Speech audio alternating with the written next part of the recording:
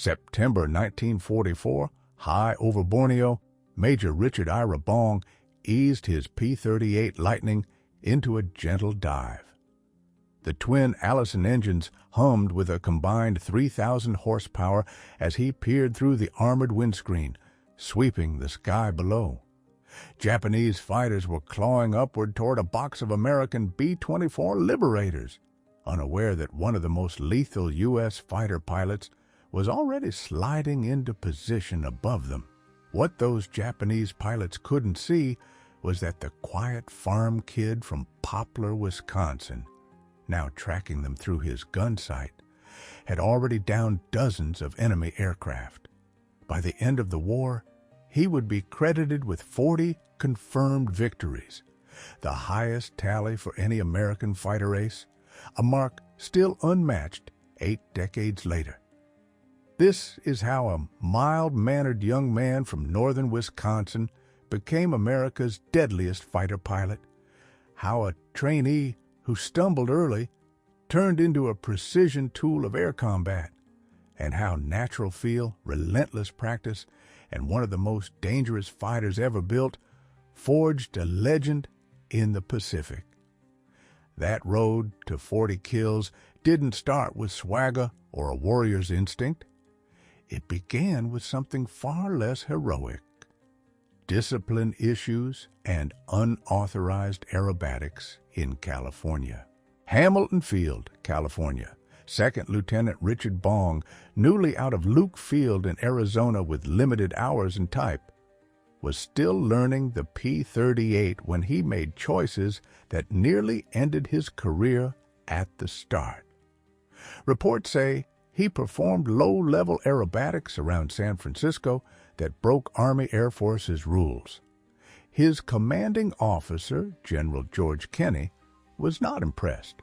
The reprimand came fast and hard, yet Kenney, one of the Pacific's sharpest leaders, also spotted unusual promise: superb hands, exceptional spatial sense, and lightning-quick reflexes. Instead of grounding Bong for good, he ordered more training and kept him under close watch. Kenney had recognized traits that separate the merely good from the truly great: outstanding depth perception, an almost instinctive feel for deflection, and a calm mind under pressure. Skills worth sharpening. By September 1942, Bong was assigned to the 9th Fighter Squadron, 49th Fighter Group, heading to New Guinea with 5th Air Force. He brought little combat experience. The Japanese, by contrast, had been at war since 1937, veterans of China, the Philippines, and brutal fights across the Pacific. On paper, the odds leaned their way. December 1942, over Buna, New Guinea, Bong's first combat sorties.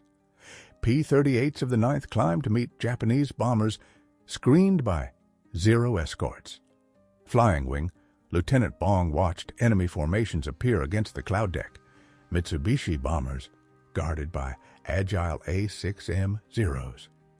The P-38 Lightning was unlike anything the Japanese had faced. Twin booms, twin engines, tricycle gear, counter-rotating props that canceled torque, 4 50-caliber machine guns, and a 20mm cannon grouped in the nose for devastating focused fire. With a top speed past 400 km/h and a service ceiling above 40,000 feet, it could outrun and outclimb many Japanese types. But in a turn fight at low speed, the Zero could circle inside it with ease. Pilots who tried to outturn Zeros died fast. Bong didn't turn.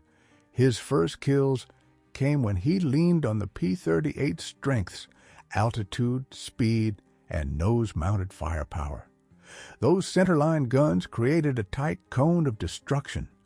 Catch an enemy in that convergence, and the result was often instant. Bong's combat write-ups were typically spare: altitude, conditions, outcome, no flourish. What stood out in those early missions was his grasp of how to fight the Lightning. Don't turn, don't dogfight, stay fast and high, choose your moment, shoot once, cleanly. Over the next 3 years, he refined that into a remarkably efficient system. The P-38, designed by Lockheed's Clarence Kelly Johnson, demanded new tactics. Its twin V-1710 Allisons delivered performance that stunned pilots raised on single-engine fighters. But the airplane had traps that killed the unwary. Counter-rotating props solved torque, but introduced odd handling quirks. Turbo superchargers required careful management. Worst of all, high-speed dives could bring on compressibility, shock waves on the wing, and a locked-up feel. Dozens of Americans died learning those limits. Bong mastered them. His learning curve was steep. By early 1943, he had multiple verified kills and a reputation for marksmanship. Where some pilots held long bursts and burned ammo, Bong fired short, surgical strings. Gun camera reels told the same story. Patient stalking, careful setup, a brief firing pass, and immediate climb out. Major Thomas Lynch, his squadron mate and fellow ace, called Bong's style patient and exact. Bong maneuvered for advantage, closed to true killing range, then snapped off tight, controlled bursts. His ammo discipline was notably better than average. The core of Bong's edge was deflection shooting, aiming not at where a target is, but where it will be when the bullets arrive. Most pilots struggled with it. Bong adjusted almost without thinking, moving the controls smoothly and precisely. July 1943, above Lelong, Lele, New Guinea. His tally climbed again. A bomber formation with zero cover pushed toward Allied positions. American fighters rose to meet them. Instead of diving at once, Bong stacked his flight high, watched for a seam in the escort, then pounced.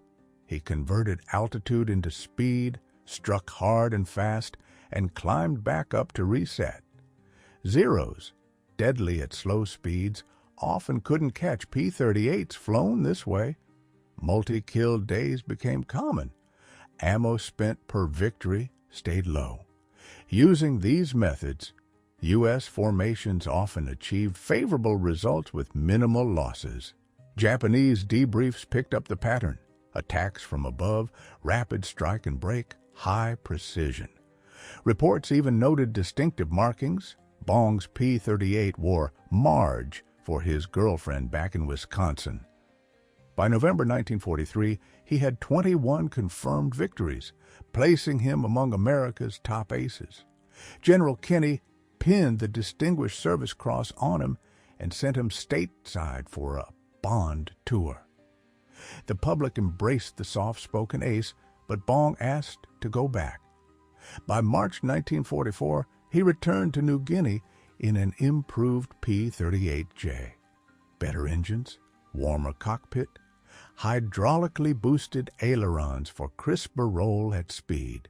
By then, Japanese air arms, bled for years, were fielding more pilots with limited training, while Americans like Bong had deep flight time and solid gunnery instruction. The experience gap widened. April 1944, over Hollandia, New Guinea. Bong led bomber escort flights. Intelligence pointed to heavy Japanese fighter attempts against U.S. strike packages. He kept refining his plan, hold the height edge, choose the sun when possible, time the dives to hit when the enemy was fixated on the bombers. The results were often lopsided. Bong added to his total while running effective cover for the heavies. His method centered on a few rules. Keep the energy advantage through altitude, use speed to enter and exit a fight, leverage the P-38's concentrated nose fire, and avoid low-speed turning matches. Head-on runs demanded nerve and timing. Most pilots broke early. Bong pressed just long enough to make it count. If enemy fighters tried to dive away, he followed when safe. The P-38 could hold high dive speeds that many opponents could not. His ammo economy stayed exceptional. While round counts vary by record, his kills per sortie and his usage patterns stayed far better than average. By June 1944, Bong's total reached 28, surpassing Eddie Rickenbacker's World War I record of 26 and making Bong America's top ace. Kenney initially pulled him from routine combat, calling him too valuable to risk. Frustrated, Bong pushed to return. Kenney compromised. Bong could fly, mostly as a flight lead on priority tasks with experienced cover around him. The idea was to protect the ace without wasting his skill. Even with limits, the scoreboard kept moving. Priority missions often meant meeting the best the enemy still had and beating them. October 1944, over Balikpapan, Borneo. A large Japanese push tried to break up American attacks on the oil refineries. Bong led P-38s up to meet them, arranging his formation with the sun at their backs and altitude in hand. He hit when enemy attention fixed on the bombers. Early passes were brutally effective, but Japanese coordination was improving. In one fight, Bong took hits, engine damage included. Many pilots would have quit on the spot. Bong feathered the bad engine, hit the extinguisher, and stayed in the fight on one. The P-38's redundancy allowed it, though with degraded performance. Even damaged, he scored again before limping home on compromised systems. Ground crews later counted multiple strikes. The jet was judged combat unfit until repairs brought it back, and Bong flew it successfully. By December 1944, Bong had 40 confirmed victories. Under orders from General Douglas MacArthur, Kenney grounded the ace for good. Bong was now too valuable as a symbol and as a teacher to risk further. His last combat sortie came on December 17, 1944, a patrol with no contact. He returned to the United States as the nation's top-scoring fighter pilot, a Medal of Honor recipient, and a household name. But numbers alone don't capture his impact. Beyond the 40 planes he shot down, there were bomber crews who made it home because he flew cover, ground units that got support from missions he led, and the tactical refinements he pushed into standard practice across the Pacific. His gunnery habits entered training manuals. His principles, hold height, attack from advantage, play to the lightning's strengths, and dodge its weaknesses, became baseline doctrine. New pilots studied his gun camera reels and reports. Japanese flyers who survived and later spoke about it recalled meeting American opponents who used altitude, speed, and focused fire with unnerving precision. They admitted those methods were hard to counter. Letters to his fiancée, Marge Vattendahl, show a thoughtful young man who understood the weight of his work. He wrote that his focus was simple: do the job well, protect the bombers, support the troops. The P-38 itself deserves its own praise as one of the war's most successful designs. More than 10,000 were built, serving in every theater. In the Pacific, flown by pilots who knew how to unlock it, the Lightning was devastating. 2 engines meant redundancy and better odds of getting home. Tricycle gear made ground handling easier. Nose-mounted guns solved the convergence issues of wing mounts. Turbo superchargers gave high-altitude punch many Japanese fighters lacked. 450s plus a 20mm cannon could shred targets at effective ranges when the aim was true. In Bong's hands, with his deflection skills, engagements were often very short. Technical reviews of his gun camera film by Army Air Forces analysts marked his hit rate as extraordinarily high versus the average. Figures differ by study, but the conclusion was consistent. Bong's accuracy far exceeded typical pilot performance. August 6, 1945, Burbank, California, Lockheed Air Terminal. Major Richard Bong newly married to Marge and serving as a Lockheed test pilot, was conducting acceptance flights on P-80 Shooting Stars, America's first operational jets. The future had arrived. A jet engine with about 4,000 pounds of thrust, speeds past 500 mph, and technology that would sweep piston fighters aside. Bong was transitioning from Lightning to jet, learning a new regime. That afternoon, a P-80 he was flying suffered a catastrophic fuel pump failure shortly after takeoff. The engine quit at low altitude. There wasn't enough height or time. He tried the restart. No luck. He aimed for the field, couldn't make it, and tried to bail out. The altitude just wasn't there. The jet crashed.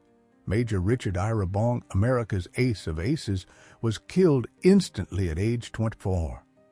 On that same day, a B-29 named Enola Gay dropped an atomic bomb on Hiroshima. News of Bong's death was overshadowed by headlines announcing the atomic age. 80 years on, his record of 40 victories still stands, and likely always will. Modern air combat, ruled by radar and beyond visual range missiles, rarely produces the close-in dogfights of World War II.